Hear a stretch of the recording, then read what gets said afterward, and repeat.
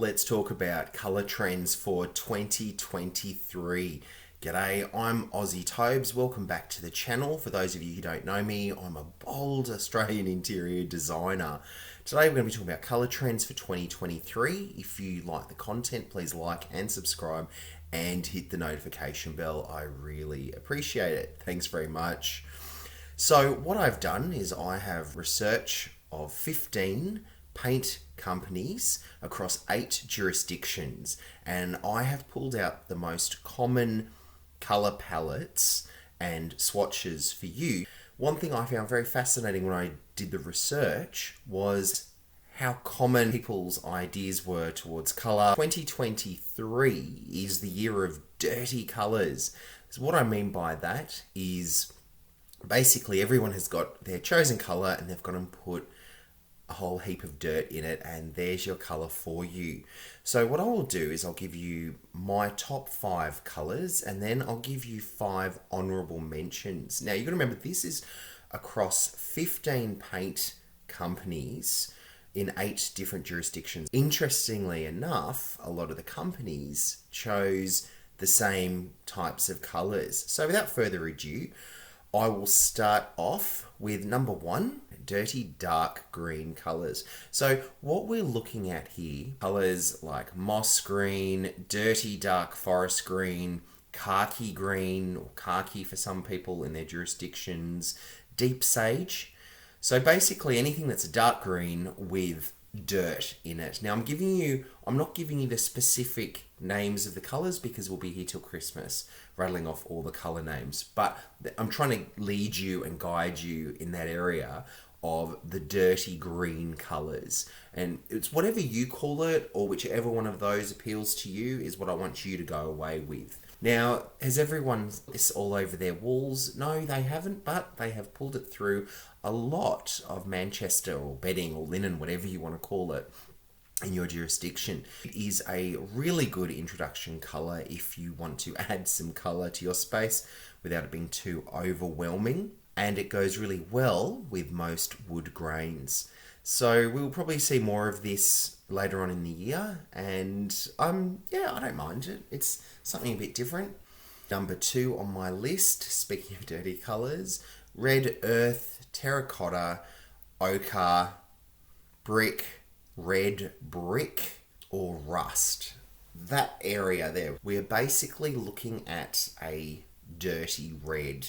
All those colors that I mentioned, now some of them have got orange or brown tones in them, and like I said, it is a dirty red. This color is coming through in a big way. We're seeing a lot of European revival. People aren't necessarily putting this color straight onto their walls, but you will definitely see it in soft furnishings like curtains. Rust curtains look really, really lovely. You will also see it in rugs and in some cases on carpets as well. So to see a rust carpet, that's kind of cool. Number 3, coffee. Now, coffee comes in many different colors. It could come in a very light brown, it could come in a dark brown, or it could come in almost a very creamy kind of color. The thing you have to remember here is the coffee spectrum, if we want to call it, color spectrum, is everything from a cream down to a brown. However, what makes it different from a normal cream or a normal brown is in the cream color end, you've got bits of brown that are inserted into it, and in the brown color end, you've got bits of cream inserted into it, which is not what a regular cream or brown looks like. It was interesting to find out that coffee was this color, and it wasn't just a brown color. It was focusing on, using words like latte and cappuccino.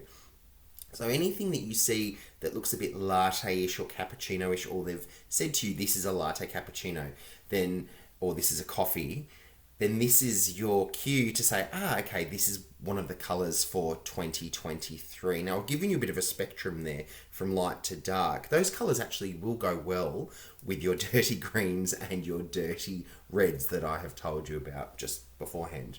The coffee colors were a big thing in Australia probably about 2006.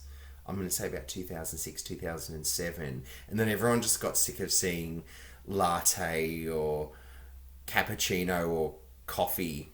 So it's great that it's made this resurgence. So let's check it out.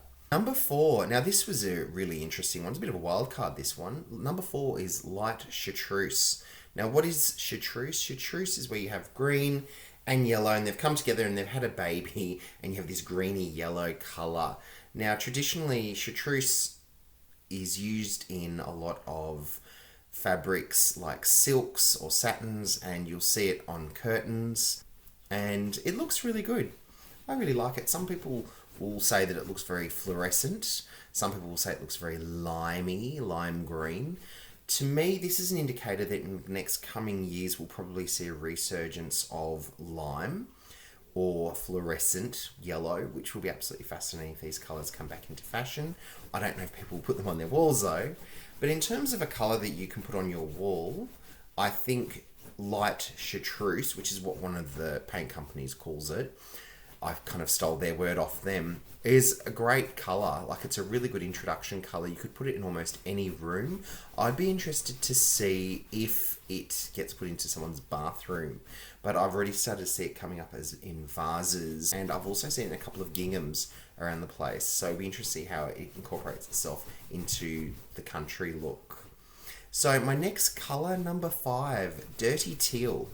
Dirty teal is an interesting colour. If you don't know what colour teal is, it's mostly dark blue with a dark green, and they come together and they produce teal, which is sort of in the middle. Sometimes it looks very dark green in some light, and other lights it looks very dark blue.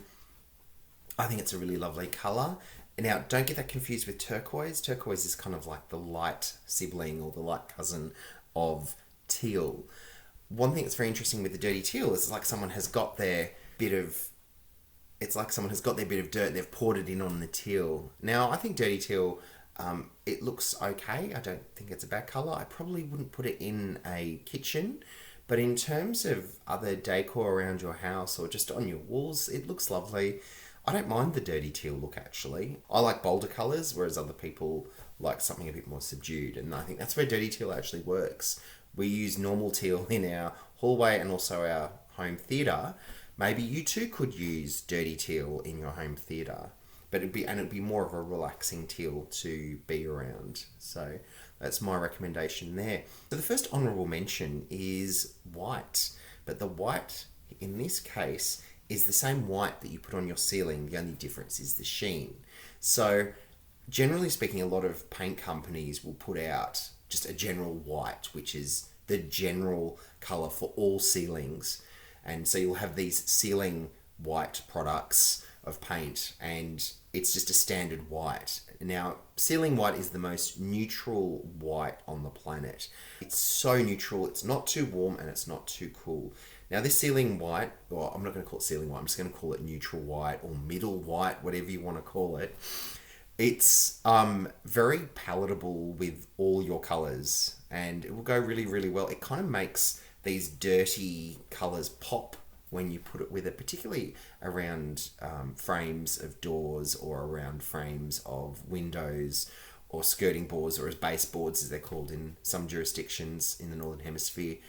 But like I said, it's a very easy colour to put with everything.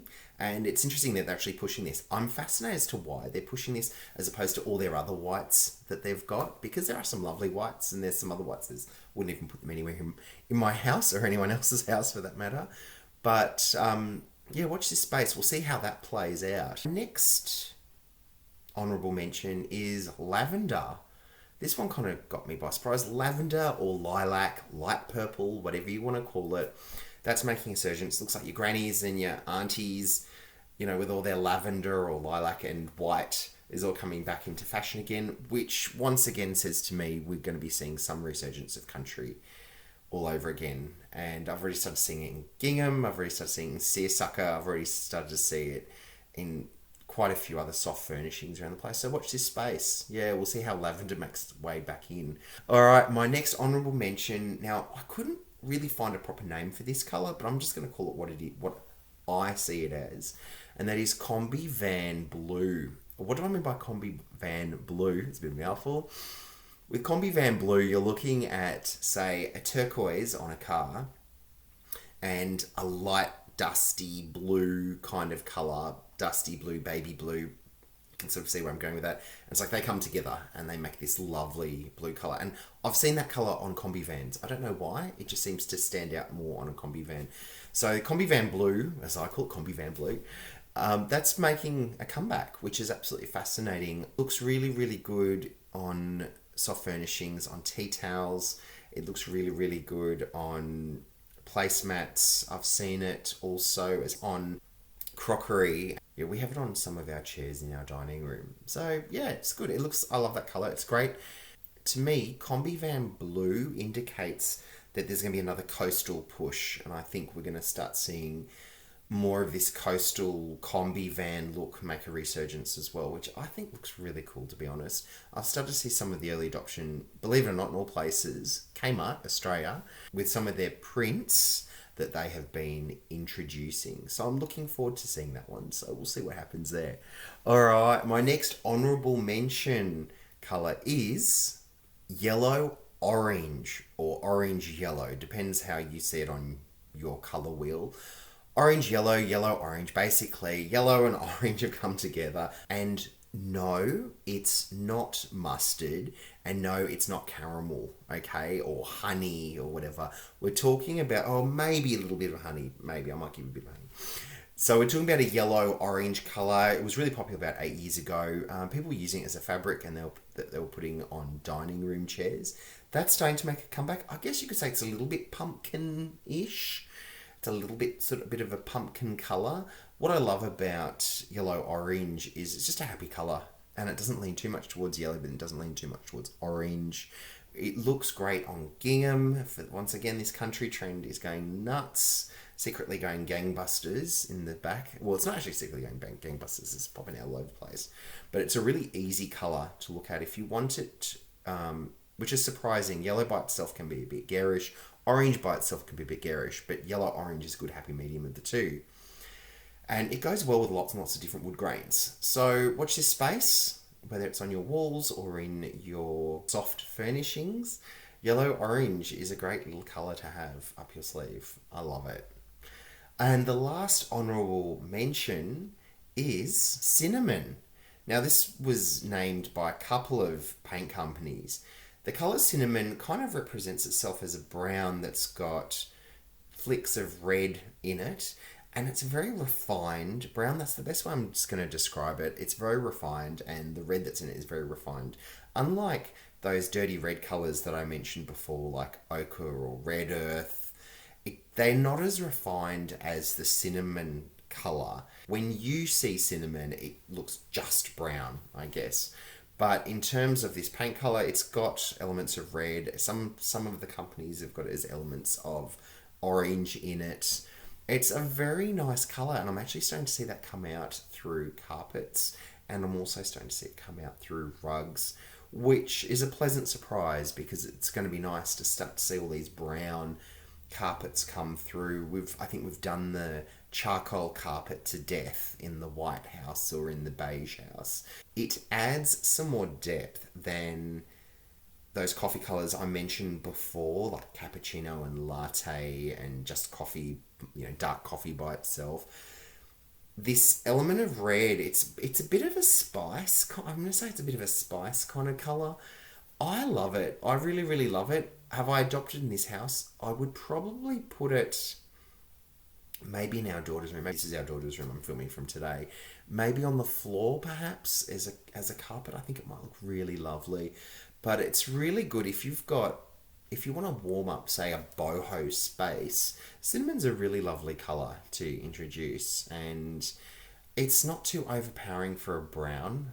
Look, I hope you enjoyed today's episode. If you like the content, please like and subscribe.